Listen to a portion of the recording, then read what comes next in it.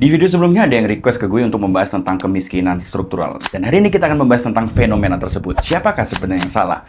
Apakah memang negara yang salah? Apakah memang itu kalian yang memang pemalas? Dan kenapa orang yang dilahirkan dalam kemiskinan ini biasanya susah banget untuk bisa mencapai level yang lebih tinggi? Sebelum itu jangan lupa dulu untuk di-subscribe channel Sisi Terang Stefan Jong. Dan kita langsung masuk ke pembahasannya. Sebelum kita membahas tentang kemiskinan struktural lebih dalam, aku mau kalian dan aku ini membahas tentang kemiskinan yang sama. Kita harus mensepakati dulu, miskin yang kita bahas ini dalam artian apa, teman-teman? Karena level miskin, kaya, dan sebagainya itu adalah sesuatu yang setiap orang memiliki persepsi yang beda-beda.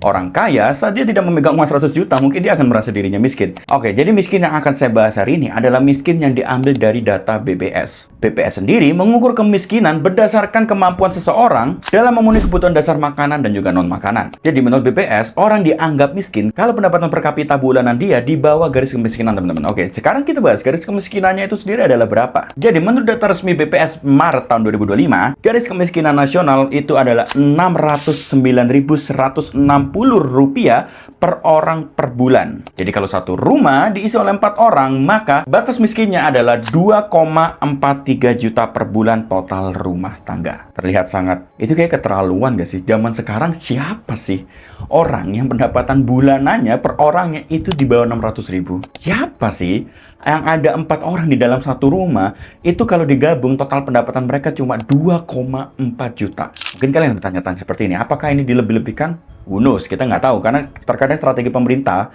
dalam membuat garis kemiskinan ini terlihat semakin sedikit dan semakin menurun setiap tahunnya, bukan memperbanyak orang mampu, tapi mereka biasa menurunkan garis kemiskinannya. Tapi nggak apa-apa, kita akan berusaha netral dan kita akan mengambil data dari BPS tersebut, teman-teman. Jadi dari data BPS tersebut, maka jumlah orang miskin yang ada di Indonesia itu sekitar 23,85 juta jiwa, atau sekitar 8,47% orang di Indonesia. Wow, angka yang bagus. Seolah sisanya 92% lainnya adalah orang-orang yang berada di atas garis kemiskinan. Tapi perlu diingatkan lagi, miskin yang kita bahas kali ini adalah miskin satu orang di bawah 600.000. Yang tentunya itu adalah termasuk orang yang miskin banget. Dan ternyata di Indonesia jumlahnya masih puluhan juta jiwa. Sekarang aku akan breakdown dulu. Apa aja sih isi dari 609.000 yang menurut BPS itu adalah angka yang pas untuk memenuhi kebutuhan pokok satu orang. Pertama, kebutuhan makanan dan minuman setara 2.100 kilokalori per hari per orang. Contohnya kayak beras, telur, ayam, sayur mayur, tahu tempe, dan sebagainya. Dan yang kedua adalah kebutuhan non-makanan, seperti sewa rumah, listrik, pendidikan dasar, transportasi, dan lainnya, teman-teman. Jadi, apa yang dianggap miskin oleh BPS itu adalah orang-orang yang di bawah 600.000, teman-teman. Yang kalau kita logikan saja, sebenarnya jangankan di bawah 600.000, di bawah 1 juta per bulan aja zaman sekarang udah kita mau meninggal ya, teman-teman ya. Apalagi 2,4 juta untuk 4 orang. Itu 609.000. Kalau saya breakdown lagi, berarti satu orangnya per hari itu punya jatah 20.000. Ya di Indonesia mungkin masih bisa kita beli nasi kucing, anggap let's say 5.000 ya. Walaupun itu tidak akan mengenyangkan ya, teman-teman ya. 5.000 kali 3, kalau 3 kali makan berarti kan 15.000. Jatah 5.000. Tapi kan ada kebutuhan non-pangan, kayak sewa rumah, kayak bensin, pulsa, dan sebagainya. Ya menurut aku 5.000 itu nggak akan cukup sih. Cuma nggak tahu lagi dari mana BPS menilai itu cukup ya, teman-teman. Ya kita nggak tahu, mungkin data dan juga riset yang mereka gunakan lebih terpercaya lah daripada opini liar kita, teman-teman, oke? Nah, yang artinya kalau kita berdasarkan acuan dari BPS, orang yang pendapatan seharinya 25.000 aja, itu sudah dianggap tidak miskin. Jadi selamat buat teman-teman. Anda menurut negara yang pendapatannya mungkin 50.000 sehari, 60.000 sehari, itu Anda bukan orang miskin. Congrats. Negara berarti berhasil. Ya walaupun menurut mereka mungkin secara statistik iya ya teman-teman ya. Tapi secara realitas itu tidak bisa disebut sebuah sejahtera. Mungkin hanya untuk hidup, untuk menyambung hidup hari-hari dan seterusnya ya teman-teman ya. Lalu dari data sinilah muncul yang namanya golongan rentan miskin. Yaitu golongan orang yang sedikit di atas garis kemiskinan yang dari tadi kita bahas, tapi orang tersebut bisa jatuh kapan saja ke garis miskin tersebut. Misalkan dia cuma kena PHK, satu orang kena PHK dalam satu rumah, atau jatuh sakit, atau ada motor mereka yang rusak dan harus diservis, butuh perbaikan HP dan sebagainya. Di mana Mungkin itu adalah hal yang biasa untuk kita, HP rusak dan sebagainya, kita servis dan sebagainya, bla bla bla, motor rusak dan sebagainya. Tapi menurut mereka, bila ada barang yang rusak, barang mobilitas mereka yang rusak, itu bisa langsung mempengaruhi kehidupan mereka dan membuat mereka jatuh ke bawah garis kemiskinan. Nah, golongan ini yang disebut sebagai golongan rentan miskin. Sampai sini dulu, kita sudah sepakat apa yang dimaksud miskin dan juga rentan miskin dan di atasnya ya teman-teman ya. Jadi dari harapan aku, dari opening ini kita sudah tahu kemiskinan struktural yang kita bahas itu berdasarkan miskin yang apa gitu ya, karena setiap orang miskin dan kayanya itu punya persepsi yang beda-beda. Nah, aku akan membahas dulu apakah di Indonesia ini ketimpangannya sangat tinggi bang gitu ya, jurang antara orang kaya dan juga orang miskinnya sangat tinggi. Jadi ada yang namanya Gini rasio teman-teman. Gini rasio sendiri adalah ukuran ketimpangan distribusi pengeluaran ataupun pemasukan. Bagaimana cara menilai Gini rasio ini? Skalanya mereka hanya dua, yaitu 0 yang artinya sangat merata dan 1 yang artinya satu orang menguasai semuanya. Jadi skala mereka hanya dari 0 ke 1. Kalau masih bingung, contoh gampangnya gini. Bayangkan di kompleks perumahan kalian ada 10 orang termasuk diri kalian. Kalau 10 orang tersebut memiliki pendapatan 10 juta rupiah semuanya, artinya Gininya rendah. Karena tidak ada ketimpangan. Semua orang memiliki gaji yang kurang lebih hampir sama. 10 juta, 9 juta, 8 juta, and everything else. Nah sekarang bayangkan dalam 10 orang itu ada satu orang yang pendapatannya 90 juta dan 9 orang lainnya itu berebutan gaji 10 juta tersebut. Itu artinya Gininya tinggi. Sampai sini kalian kebayang ya. Jadi ada satu bucket, satu keranjang ya, isinya 10 roti. Kalau 10 roti dibagikan ke 10 orang mereka dapat satu, itu artinya Gininya rendah. Sedangkan kalau 10 roti itu dibagikan ke 10 orang hanya ada satu orang mendapatkan 9 roti, sisanya ada satu roti diperebutkan oleh 9 orang. Artinya Gininya tinggi. Sampai sini harusnya kalian udah paham bagaimana menghitung skala 0 dan 1 ini. Nah, di Indonesia sendiri bagaimana, Bang? Menurut data September 2025, data nasional Gini Indonesia adalah 0,363. Di perkotaan 0,383, di pedesaan 0,295. Artinya apa? Artinya Indonesia ternyata tidak ekstrim. Ketimpangan di Indonesia ternyata tidak terlalu tinggi, 0,3, masih di bawah 0,5. Tapi itu bukan berarti bagus. Itu artinya masih ada ketimpangan, terutama antara perkotaan dan perdesaan, teman-teman. Jadi sangat timpang orang yang di kota dan juga di desa. Sampai sini harusnya kita sudah mulai mengerti ya, bagaimana ini akan menyambung dengan apa yang kita bahas hari ini tentang kemiskinan struktural. Dari ketimpangan orang kota dan desa sendiri sudah agak beda, teman-teman.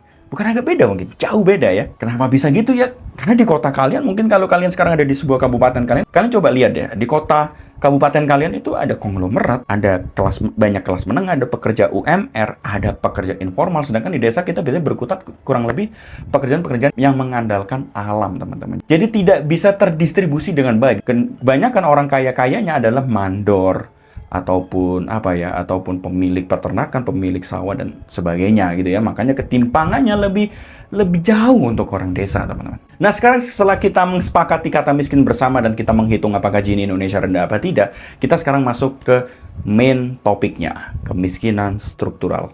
Pertanyaan pertama yang sering orang lontarkan dan sering orang pikirkan malah menjudge adalah orang bisa jatuh miskin karena mereka tidak bekerja keras. Tentu salah.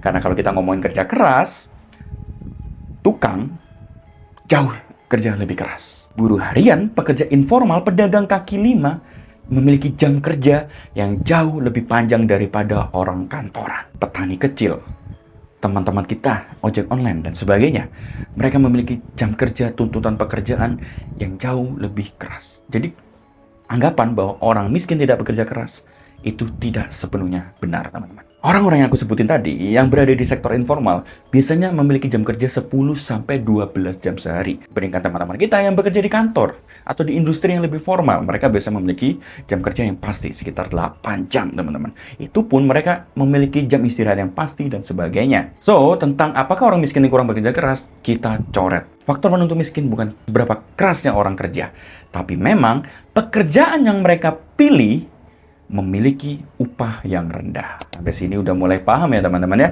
Jadi memang ada beberapa pekerjaan, let's say kita langsung bilang aja tukang bekerja lebih keras daripada orang di kantoran secara fisik. Mereka panas-panasan, mereka tidak dibawa AC, mereka menggunakan otot mereka dan sebagainya. Mereka kerja lebih keras daripada mungkin, aku akan ngambil sesuatu yang random, mungkin kalau ini bisa salah mohon maaf, editor atau akuntan dan sebagainya. tukang bekerja lebih keras daripada akuntan. Jam kerjanya juga bisa jauh lebih tinggi. Hari liburnya mungkin hari Minggu saat orang-orang kerja di kantoran liburnya Sabtu dan juga Minggu. Tapi seberapa keras pun orang, seberapa rajin pun orang yang menjadi tukang, mereka memiliki limit dalam pendapatan mereka. Mereka tidak akan bisa keluar dari limit itu. Karena memang harga pasaran dari pekerjaan itu sudah ditentukan. Satu tukang sehari ya seperti ini. Mereka tidak akan bisa di level akuntan dan sebagainya. Jadi faktor kemiskinan yang pertama adalah pemilihan bidang kerja yang berupah memang rendah. ART, buruh ya teman-teman ya. Itu memang orang yang bekerja di situ mereka sudah tahu bahwa pekerjaan yang mereka pilih memang memiliki upah yang rendah dan tidak akan naik level gitu ya. Jadi kalau kita sekarang udah tahu apa penyebab kemiskinannya itu adalah pemilihan bidang yang upahnya rendah, seperti biasa setiap ada jawaban baru akan muncul pertanyaan baru. Lalu kenapa orang-orang itu memilih bidang tersebut saat mereka udah tahu bahwa bidang ini tidak akan bisa menghasilkan banyak uang? Nah, maka jawaban dari pertanyaan yang barusan ini adalah apakah setiap orang mumpuni dan memiliki kapabilitas untuk setiap pekerjaan memiliki gaji ataupun pendapatan yang lebih tinggi? Ya kan? Karena tidak mungkin orang yang mungkin putus SMP tiba-tiba ngelamar pekerjaan sebagai CFO, manager, dan sebagainya. Jadi pertanyaannya kan tadi, apakah setiap orang kenapa tidak memilih pekerjaan-pekerjaan yang memiliki upah yang lebih tinggi? Ya, pertanyaan selanjutnya adalah apakah mereka mampu? Apakah mereka mempunyai capability untuk ada di posisi tersebut? Dan capability tersebut biasanya nyambung dengan topik kedua yang akan kita bahas. Pendidikan, teman-teman. Pendidikan memang tidak sepenuhnya salah ya, teman-teman ya. Cuma pendidikan mayoritas mempengaruhi pendapatan kita, teman-teman ya. Aku akan kasih contoh. Ada dua orang, yang satunya orang A, satunya orang B. Orang A adalah anak yang lahir dari keluarga kaya. Maka pendidikan dia, sekolah dia lebih bagus. Dia mengambil banyak les tambahan di luar sekolah dia. Internet ataupun sarana penunjang dia belajar lebih cepat, lebih bagus. Buku yang dia beli banyak di Gramedia dan sebagainya. Setiap minggu bisa beli buku baru, dia bisa mengkonsumsi ilmu baru. Lingkungan dia suportif. Karena dia berada di lingkungan orang elit, orang-orang yang sesamanya, maka lingkungan mereka adalah orang-orang yang saling ngomongin tentang kemajuan. Di tempat les, di sekolah, dan sebagainya. Terakhir mereka memiliki koneksi kerja. Karena saat lulus, teman-temannya ada yang menjadi direktur, ada yang menjadi business owner, ada CEO, dan sebagainya. Sedangkan orang B adalah orang yang lahir dari keluarga miskin. Mau nggak mau, mereka disekolahin di sekolah yang memiliki kualitas yang rendah. Pulang sekolah, mereka jangankan les, mereka harus membantu orang tua mereka bekerja. Jadi mereka tidak punya kesempatan untuk belajar di luar jam sekolah. Gadget terbatas. Kita nggak usah ngomongin buku yang mahal.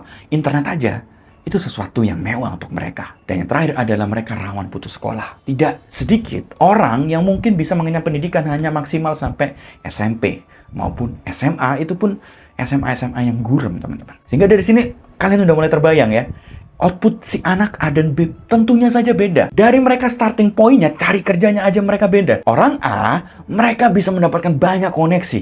Dan koneksi tersebut pasti membutuhkan banyak juga tuntutan, teman-teman. Apakah kamu mumpuni masuk sebagai jajaran direksi perusahaan ini? Kamu harus punya sertifikat ini, kemampuan ini, skill ini, dan sebagainya. Tentunya orang A akan menyanggupi. Orang B, mereka tidak punya apa-apa. Mereka tidak punya koneksi, mereka tidak punya sertifikasi dan sebagainya. Ya, skill yang mereka miliki biasanya hanya terbatas pada hard skill. Maka, dua anak yang sama-sama sebenarnya pintar, memiliki kapasitas yang sama saat dilahirkan, akan memiliki output yang beda hanya karena orang tua dan juga nasibnya berbeda. Aku akan memberikan suatu data konkret ya, teman-teman ya. Rata-rata lama sekolah nasional di Indonesia itu adalah 9 tahunan, teman-teman. Setara kelas 3 SMP. Artinya, jutaan warga di Indonesia belum menikmati pendidikan yang tinggi. Selain itu juga, pekerjaan di bidang informal, di bidang kasar, itu sekarang jumlahnya masih lebih banyak daripada pekerjaan yang formal. Aku akan mensederhanakan barusan apa yang aku bilang. Intinya, bukan IQ yang berbeda, bukan kepintaran yang berbeda, tapi memang kesempatan kita sudah dibuat berbeda, teman-teman. Nah, yang kedua, setelah kita membahas basic dari kemiskinan struktural, yaitu pendidikan, kita akan membahas tentang jebakan kemiskinan. Fakta unik yang mungkin kalian belum tahu, orang miskin seringkali membayar lebih mahal daripada orang kaya. Kok bisa? Orang kaya bisa membeli kulkas yang lebih besar. Artinya stok makanan mereka bisa lebih banyak. Yang artinya lagi mereka bisa jauh lebih hemat. Orang miskin tidak bisa menyimpan stok makanan sebanyak itu.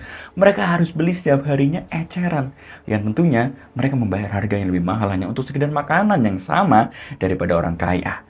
Mereka belanja. Orang kaya bisa membeli langsung banyak beras contohnya. Dengan pembelian lebih banyak, biasanya mereka mendapatkan lebih banyak potongan. Sedangkan orang miskin membeli beras eceran, yang tentunya harga eceran pasti lebih mahal daripada yang langsung karungan. Dari situ saja sudah berbeda. Pendapatan yang lebih rendah tapi membayar yang lebih mahal. Ironi? Ya, tentu saja ironi. Jadi memang menjadi miskin pun itu mahal ternyata teman-teman. Menjadi miskin pun ternyata itu membutuhkan biaya yang mahal. Lalu dengan berbagai polemik tersebut, kenapa pemerintah tidak bisa menciptakan perubahan? Kenapa pemerintah tidak bisa mendorong orang-orang keluar dari kemiskinan ini? Nah, ini akan saya akan menjawab menurut sotoy saya ya, tidak berdasarkan riset dan analisa yang lebih dalam. Ini menurut opini pribadi saya, kalian juga bisa membantu. Karena bantuan yang diberikan pemerintah biasanya bantuan yang hanya mengatasi masalah hari itu, tapi tidak membangun suatu struktur. Aku akan sederhanakan. Misal bansos, teman-teman. Bansos adalah bantuan yang mencegah lapar hari itu, membantu daya beli dan juga tahan krisis hari itu juga. Besoknya bagaimana, kita tidak tahu. Sedangkan, untuk menghapus suatu kemiskinan permanen, kita memerlukan sekolah yang bagus, industri padat karya, transportasi yang murah, reformasi birokrasi, akses modal untuk para pelaku UMKM, dan juga kesehatan yang jauh lebih murah. Dan itu, gue sadar memang setiap presiden tidak akan bisa melakukan itu, teman-teman. Karena apa yang aku sebutin barusan, itu tidak bisa dijalankan hanya dalam waktu 5 ataupun 10 tahun, alias 1-2 periode. Itu memakan waktu mungkin 20-30 tahun. Untuk membangun suatu infrastruktur yang bisa membuat banyak orang miskin itu mengentas dari kemiskinannya, teman-teman. Makanya, menurut aku, pemerintah seharusnya selalu bekerja sama. Presiden sebelumnya dilanjutkan oleh presiden setelahnya. Presiden setelahnya dilanjutkan oleh presiden setelahnya lagi. Jangan setiap ganti pemimpin, kita ganti fokus kebijakan. Makanya, seolah-olah negara ini kadang seperti berjalan di tempat. Makanya saya mengapresiasi ya, misalnya ada bupati ataupun gubernur, yang salah satu programnya adalah melanjutkan apa yang sudah dimulai dari gubernur sebelumnya. Ada banyak pertanyaan kalau kita bahas tentang struktural kemiskinan. Bang, di berita katanya ekonomi di Indonesia tumbuh, bla bla bla bla. Tapi kenapa banyak yang tidak merasakan pertumbuhan? Even kalian mungkin merasa katanya di berita tumbuh, tapi nasib kita ya begini-begini aja gitu ya. Yang harus kalian ketahui pertama adalah growth tidak sama dengan distribution. Kalau ekonominya tumbuh dari tambang, sektor keuangan, properti premium, perusahaan besar, maka benar PDB-nya emang naik. Pendapatannya memang naik per kapitanya. Tapi kalau lapangan pekerjaan massal yang lebih mayoritas lebih banyak itu tidak merasakan naik juga, ya sama aja teman-teman. Jadi PDB naik itu karena perusahaan-perusahaan yang besar tersebut, pertambangan dan sebagainya, itu juga mendapatkan profit yang besar. Bukan kalian yang ada di bawah. Makanya jangan senang dulu. Naik. Efeknya memang sedikit dan cenderung tidak terasa. Mungkin ya perputaran ekonomi lebih kenceng sih. Karena orang-orang yang bekerja di pertambangan dan sebagainya akan membelanjakan uang mereka. Sehingga ya uang bisa lebih berputar gitu ya. Cuma kalian jangan, wah headline beritanya bagus nih, pertumbuhan ekonomi selalu naik. Pertumbuhan ekonominya dari mana dulu? Kalau sektor-sektor yang seperti pertambangan, properti premium, perusahaan-perusahaan yang gede, ya mereka yang merasakan. Anda tidak. Jadi kesimpulannya apa, Bang? Apakah orang yang lahir miskin itu bisa menjadi kaya? Jawabannya bisa. Tapi hentikan mimpi kalian yang kaya, kayak Timothy Ronald. Aku dari orang yang nggak punya, aku akan naik McLaren dan sebagainya umur 20 dan sebagainya. Sebelum kalian disakiti oleh mimpi kalian sendiri, aku akan menghentikan, teman-teman. Orang-orang yang biasa jualan ludah, motivasi dan sebagainya, bullshit kalau mereka bilang mereka benar-benar dari keluarga yang miskin. It's bullshit, totally bullshit, teman-teman. Jadi sebelum kalian dihancurkan dan sakit atas mimpi kalian sendiri, mending kalian bangun ya, mending kalian tahu realitas ya teman-teman ya, mending kalian baca data gitu daripada kalian bermimpi. Bermimpi itu boleh, tapi kita juga harus masuk akal agar kita tidak sakit. Dan kita tidak menyerah, karena kita merasa kok kita jauh banget dari yang mimpi yang mau kita gapai gitu ya. Orang yang dilahirkan miskin, mungkin mereka bisa punya mobil, bisa punya rumah yang sederhana. Itu sudah sangat hebat. Itu sudah sangat top kalian. Kalau kalian berangkat dari keluarga yang nggak punya apa-apa, yang keluarga kalian mungkin punya hutang, kalian punya mobil aja, aku acungin kalian 4 jempol. Tandanya kalian pinter, teman-teman. Karena kalian berangkat dari minus. Orang dari minus 100 mencapai skor 10, itu keren loh. Daripada orang yang mulainya dari 30 naik ke 100. Karena 30 naik ke 100 itu cuma naik 70 poin. Tapi minus 100 ke 10, mereka naik 110 poin. Jadi jawabannya adalah bisa. Bisa orang mengentaskan dari kemiskinan.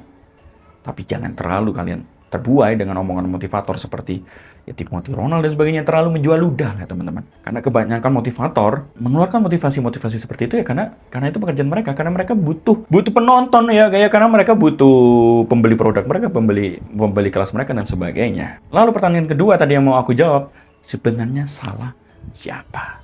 Apakah salah orang miskin yang bekerja tidak terlalu keras? No. Kemiskinan tidak sama dengan kerja lebih keras ataupun tidak lebih keras.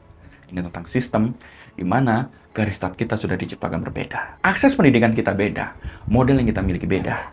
Ada orang yang memulai balapan di jalan yang mulus di sebuah sirkuit, dan ada orang yang memulainya dari jalanan becek di sebuah perkampungan desa. Tentu saja garis finishnya akan jauh berbeda. Di luar itu pun semua, dua kata yang ingin aku sampaikan ke kalian. Kalau kalian sekarang ada di garis kemiskinan yang struktural, seperti yang aku bahas tadi, jangan menyerah.